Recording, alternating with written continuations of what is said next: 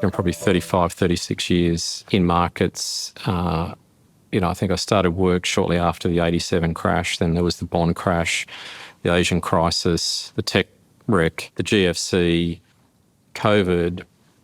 Those periods are the ones that stick in your mind. Like, I can remember those periods clearly. In aggregate, they probably only lasted sort of, a couple of years, but they're the ones that stick in your mind. It's the bits in between that I think are a bit more forgettable. So I think there's sort of two things. I mean, one is that those crises teach you how investors really think about risk.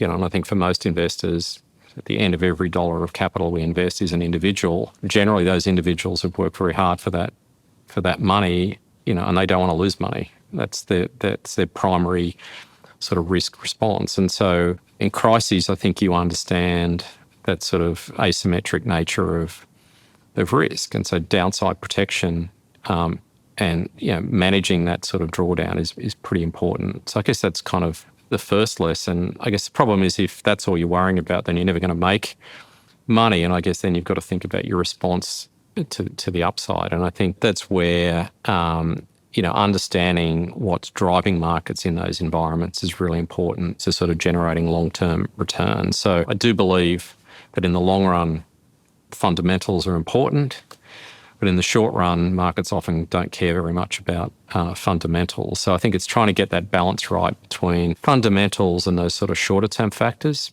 in those sort of periods between crises, and really trying to avoid losses, when markets get out of whack with fundamentals that sort of frame the way I think about investment management. What you realise is markets, basically have two states. There's sort of crisis, and then there's the bit between the crises. And we've certainly seen in response to, I guess, the global financial crisis, which is going back a while now, but the last 10 or 15 years have been characterised by a policy response to that, which has been basically throw money at the problem, liquidity, interest rates, and markets have risen, and speculation for a lot of that time has really overwhelmed fundamentals. Now, that's come to an end over the last, probably 18 months, 2 years. And I think fundamentals are by and large starting to re-exert themselves. And in a world where it's not purely liquidity driving markets, then being an active manager where you're researching companies, you're researching markets, you're recognising that, risk premium can go up and down, money's not free,